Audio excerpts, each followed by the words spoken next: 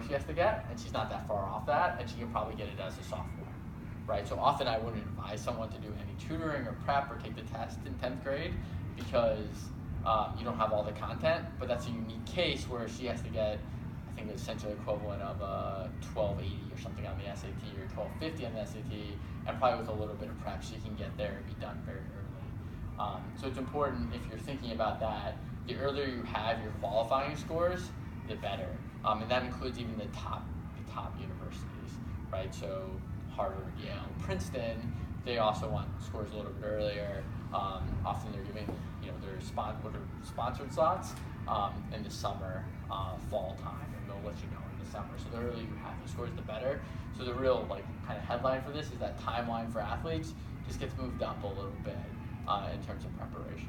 Which can be very tricky, given that a good chunk of what these tests are about are content based, yeah. and there are simply subjects you haven't covered in 10th grade. And we've given this presentation for pretty higher end, or I should say competitive club lacrosse teams, where you can see the frustration in the room. It's like you're expecting these kids to take these tests in 10th grade because they're basically signing with a D1 school, but they haven't taken a certain subject that's covered on this test, but they need to get this score. So it's really tricky, and it's like Mike said, it's a case-by-case situation where he thought this particular student could get the score she needed, so it was the advice was go ahead and move forward. Yeah, which will lock in her offer. Mm-hmm. Cool. Any questions about timeline or anything? So just kind of summarizing it, I think the important part, not just in the SAT, ACT, but on all of this, is plan ahead, right? The more you plan ahead, the easier this is. It's not a lot of work spread out over that time, but it's a lot of work if you leave it to the last second, and a lot of pressure. Don't be intimidated by the SAT, ACT decision. I think a lot of people are confused by that. It's, gave you a route to figure that out, but make a decision, stick with that decision. It's going to be fine for you. Expect to dedicate meaningful time in your prep, however you do that, with a tutor, without a tutor, whatever it happens to be. Expect to dedicate some time, and that time is often during your junior year when you have intense classes and other things going on. You need to carve out that time, whether it's on weekends or nights, whatever it happens to be. And then importantly, stay informed in terms of what colleges you want to go to, what they expect, what the timing is, all of that. The more you, again, to the planning point, the more you know that and can plan ahead for that, the easier this process is. Cool.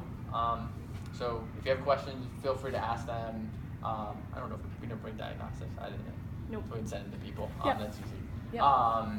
So if you have questions now, you want to ask a group or want to come and ask them, feel free. Or if you want to, you two signed up, but you want to sign up for the email list, you can always email us questions or visit our website as well. And if you'd like a complimentary diagnostic test, we're happy to email you one. Yeah, just email us. I forgot to bring them, and we'll send it to you. That's not a problem at all. Any questions? You can ask anything. I have a question. Yeah. So, I'm going to take my first SAT in March. Yeah. And I think I'm going to take the next one in May. Okay. Whenever it comes up again. Yeah. So I'm going to start this weekend, and for me personally, I struggle with time management. So I think I should get a tutor if I struggle more or less on really good at actually focusing for a solid couple hours straight on studying. It's an interesting question. So I think tutors would be good on time management strategies around taking the SAT. In terms of helping you concentrate for a few hours, not as good.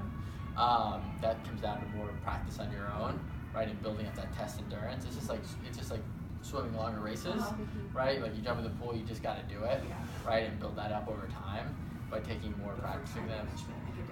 Totally, yeah, definitely. They give you strategies on how to do that, etc. Yeah, because sometimes when it comes down to I start to second guess myself, and then I start rushing. Yeah, and there's also strategies how you cut through questions, right, which helps with that time management as well. How do I get through this type of question the fastest? What's the strategy? How to attack that? And the confidence really helps.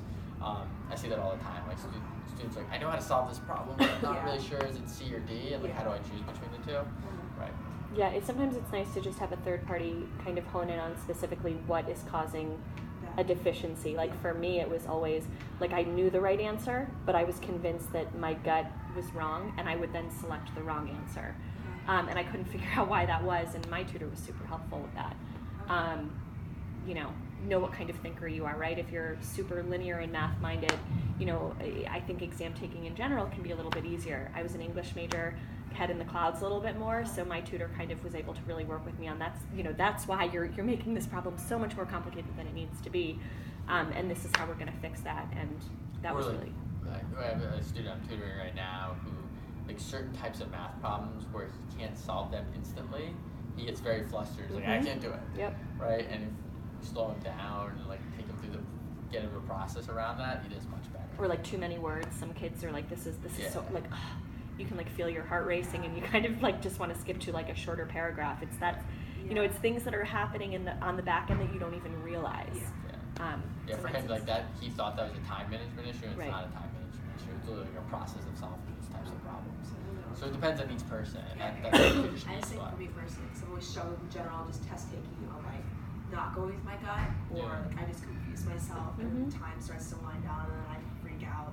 Yep. So that's common as well. Feel your pain. For me. So, how do you have it? Like, do you have one-on-one tutoring, or do you have it in a class environment? Or Yeah. So for Lion, we do all one-on-one stuff. Okay. We don't do any classroom stuff. I've gone back, like I've been doing this for a while. I've gone back and forth on that. I think it's really hard to teach a class of any size. We'll often partner with schools and do that sort of thing, but it's kind of the environment where that is, and those are priced differently. For one-on-one, just given every student's different and what they need help on and what level they're at is different. I'm a pretty big advocate of one-on-one tutoring for the SAT and ACT. And what's the minimum time you would recommend for one-on-one? Like, at least 1.5 hours, 2 hours? Per session? Yeah, per session. An hour and a half. How? I find an hour and a half is kind of minimum because it takes 15-20 minutes to really get into it with anybody. And so then you really have, an hour-ish of work that gets done. So an hour and a half. I don't recommend more than 2 hours at a time in general. Yeah. There are specific cases where that happens, but often not more than 2 hours. Because I also find it's hard to concentrate on these questions for more than 2 hours. No one really wants to, frankly, either. That's part of it. Other questions? And so you think you can email us the test? Yeah, definitely. We'll do that. Yeah, for There's- sure. Wait, can you send one of the ACT ones? Or? I can do both. Yeah, that's fine. Really? I'll send you both. Yeah. And I think you can also look up practice ACT and SAT questions just on, right? Can't you just find? Yeah, there's the ACT is a little websites? trickier. For SAT, you literally go to College Board. We have other ones as well. I'm happy to send that to you. We have some shorter versions, which are great to test stuff out. Excuse me, which we'll send you guys. ACT is a little bit tougher. If you do look for ACT stuff, make sure they're official ACTs. There should be lots out there, but there's some crap out there in that space, frankly. So after the diagnostic and after they have, like, if we have sessions, Yeah. do you do like a testing to see where the student is at? Yeah, so depending on how long we have the student for, what tests Yeah. they're preparing for, we'll put together a plan that we'll start out with a diagnostic, what areas we need to focus on. Some of that will be content often, some of that will be test-taking strategy. And we have enough time, we're going to give them a couple practice tests as we go as well, and homework as well, right? So some of that, 5+ hours that they do outside of working with us, we're helping to direct, like, hey, do this practice session, work on these types of problems, and we'll send that on to them in a PDF. So we're trying to be as prescriptive as possible without being overbearing on it, right? We want this process to be as painless as possible. There's still some pain involved, but try to minimize that. Anything else? Awesome. Thanks for coming. Yeah, Thanks for so coming, guys. we'll send you guys both exams. Happy to do that if you want to sign